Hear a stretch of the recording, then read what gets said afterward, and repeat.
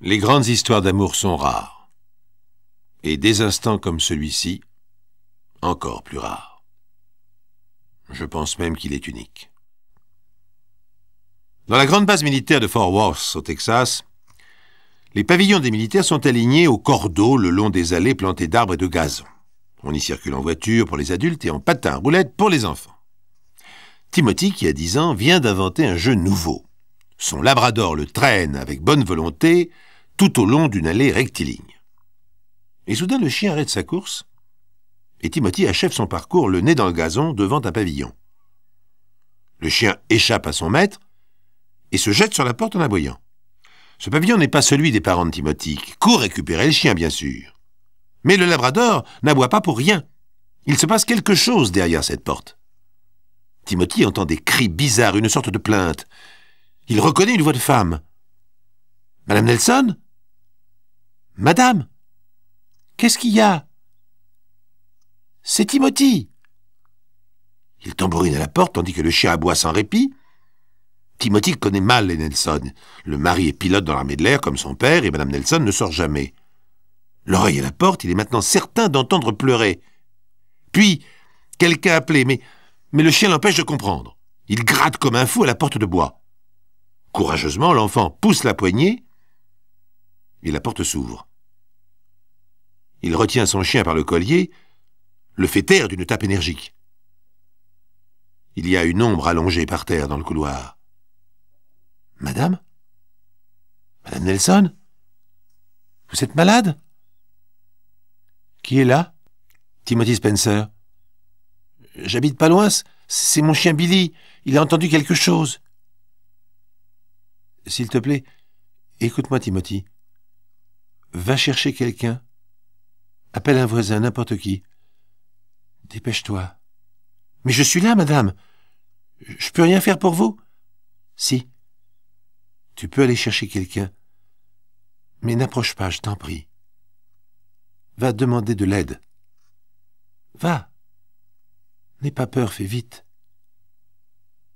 Timothy court chercher le voisin, et très vite la police militaire de la base est sur place. On renvoie l'enfant chez lui. « Merci, mon garçon. La dame est malade, elle est aveugle et paralysée. Tu lui as rendu service. »« Mais qu'est-ce qu'elle a eu ?»« Son mari est malade aussi, alors elle a eu peur, tu comprends ? Rentre chez toi, Timothy. » Le spectacle n'est pas fait pour un gamin de 10 ans. Nancy Nelson a 30 ans et souffre d'une maladie incurable depuis de longues années. D'abord paralysée, elle est devenue aveugle récemment.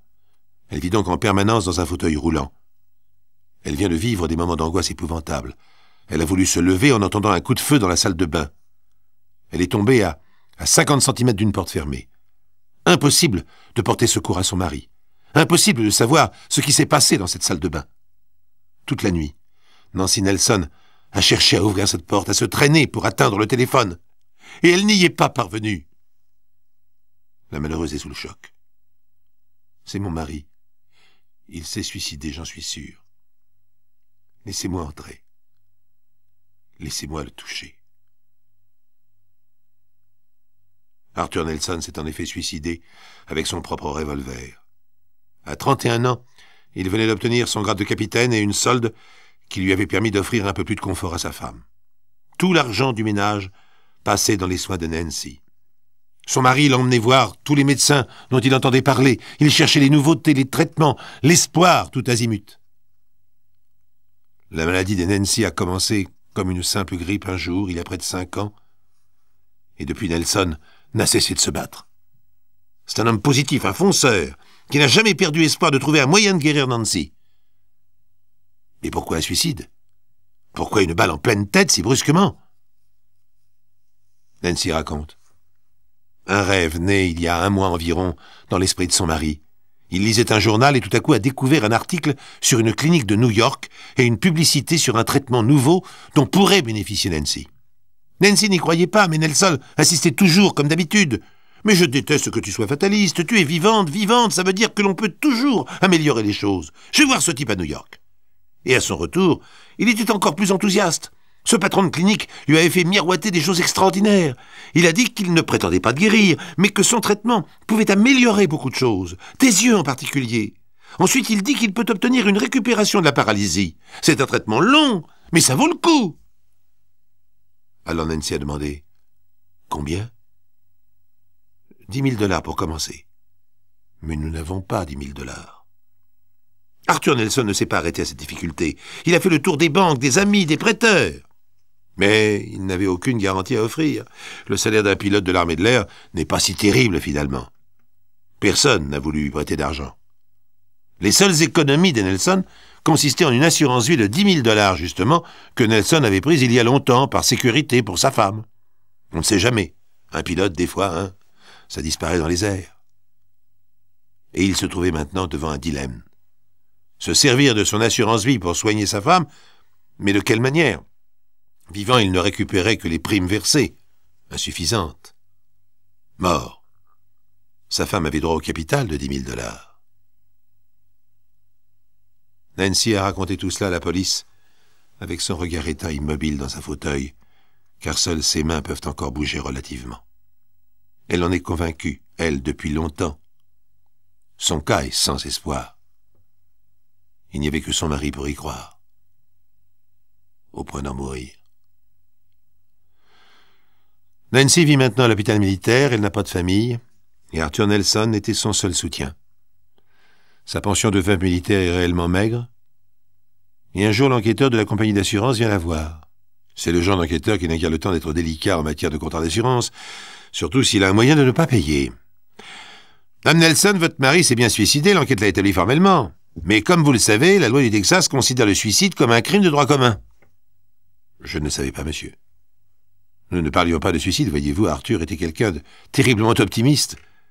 C'est pour cela que ce suicide est étrange. Donc, selon la loi texane, Madame Nelson, tuer son propre corps revient exactement à tuer autrui. Le suicidé se retrouve coupable devant Dieu et devant les hommes. Et à moins que vous ne puissiez prouver que son état mental au moment du passage à l'acte était détérioré, c'est-à-dire qu'il avait perdu le sens des responsabilités et son jugement, je peux rien faire pour vous. Pour la loi, il est coupable. Arthur n'était pas fou, au contraire. 2 jours avant sa décision de mourir, il venait de passer le contrôle médical des pilotes de l'armée américaine. Ce contrôle est extrêmement sévère. Il ne suppose aucune défaillance, ni physique ni mentale. Il a donc pris sa décision l'esprit clair, en possession de tous ses moyens. Ah ben, c'est dommage pour vous, madame. Car en cas d'irresponsabilité prouvée, le contrat était exécutoire. En l'état actuel, ma compagnie peut rien vous verser. Surtout après cette visite médicale. Je suis donc dans l'obligation de vous demander de signer cette décharge. Je ne signerai pas cette décharge. Et je ne suis pas d'accord avec vos conclusions. Ah bon? Vous désirez quand même faire un procès, Madame Nelson, prouver l'irresponsabilité? Oh non, oh non. Je n'ai pas l'intention de prouver que mon mari était un irresponsable, au contraire. Il n'a jamais été plus lucide que ce jour-là. Il s'est suicidé en toute connaissance de cause. Ce qu'il ignorait, c'est que sa mort ne servirait à rien. Mais je vous interdis de le considérer comme un coupable. Ce n'est pas un suicide qu'a accompli Arthur. C'est un acte courageux, conscient, de générosité totale. Il ne s'est pas donné la mort par détresse. Il n'était ni malade ni dépressif. Et je considère personnellement que la plupart des gens qui se suicident sont des égoïstes, des malades, qui ne voient la vie qu'à travers eux. Arthur n'était pas ainsi du tout. Il ne pensait qu'à moi. Il s'est tué par amour. Fichez le camp avec vos papiers, je ne signerai rien du tout. Il ne s'agit pas de l'argent, monsieur. Vous pouvez le garder. C'est par respect pour lui que je refuse. Eh madame, si l'argent ne vous intéresse pas, je comprends pas. Le dossier va traîner, et bien qu'il traîne. Vous ne ferez pas passer mon mari pour un criminel. Votre loi est stupide. Et les charlatans de la mort nous ont fait assez de mal. Savez-vous qui est responsable de la mort de mon mari? Le vrai criminel. C'est ce soi-disant médecin de New York qui lui a vendu de l'espoir contre 10 000 $ et sa propre vie. Et je suis responsable, moi aussi. Nous nous aimions. Nous ne voulions pas nous faire de mal. Alors l'espoir qu'il avait de me guérir, même illusoire, je ne pouvais pas le lui enlever. Et pourtant j'aurais dû. La maladie dont je souffrais est irréversible. Tous les médecins dignes de ce nom le savent. Rien ne peut la stopper, rien ne peut l'améliorer. Ce charlatan le savait aussi. Et c'est lui le criminel avec ses faux espoirs calculés en dollars. Ah, faites-lui un procès. Si c'est un charlatan, pour y obtenir un dédommagement. Vous ne savez parler que de procès et d'argent. Allez-vous-en. Vos papiers, vos contrats ne veulent rien dire. Arthur s'est tué pour que je touche cette prime d'assurance et que je paie ce médecin. Il ignorait simplement votre stupide loi. Et votre assurance vie était un contrat de mort. Je peux rien contre les lois, Mme Nelson.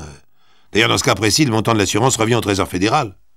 La loi est peut-être discutable, mais au Texas, un homme qui s'est rendu coupable de suicide est considéré comme un criminel. Et nous sommes tenus de reverser la prime à l'État.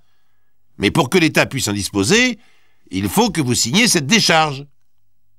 Allez-vous-en, monsieur. Quelque temps plus tard, un journaliste s'intéresse à l'extraordinaire courage de Nancy Nelson et à son époux. Il fait une enquête auprès de la compagnie d'assurance et apprend que seule une grâce présidentielle accordée au coupable de suicide, Arthur Nelson, pourrait faire attribuer légalement à sa veuve le montant de la prime d'assurance. Bien entendu, nul n'en avait parlé à Nancy Nelson. Son article fait du bruit, et la compagnie déclare alors « Nous sommes prêts, bien entendu, à mettre nos avocats au service de Mme Nelson afin qu'elle puisse demander cette grâce présidentielle. » Et l'enquêteur revient voir Nancy à l'hôpital militaire pour lui expliquer son affaire. Mais Nancy l'arrête immédiatement. « Vous cachez bien mal derrière vos bonnes œuvres, monsieur. Un beau geste de la part de votre compagnie, dites-vous. Un geste publicitaire me paraît plus juste. Je ne veux pas de vos avocats. Je ne veux pas de grâce de qui que ce soit. Arthur n'est pas un criminel. La mort de mon mari m'appartient, et vous ne la récupérerez pas en article publicitaire dans les magazines à sensation. Il me l'a légué, cette mort, monsieur. C'est la seule chose qu'il pouvait encore faire par amour. Vous ne pourrez jamais comprendre cela. Au revoir, monsieur.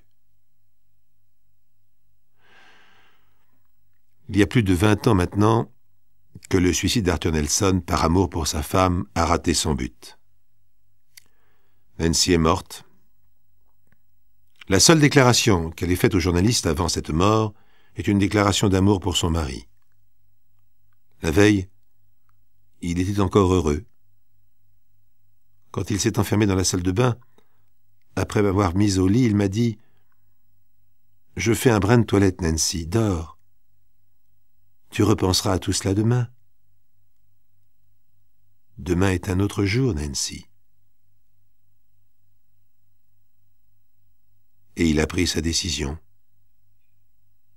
Radicalement. Comme un pilote qui change de cap.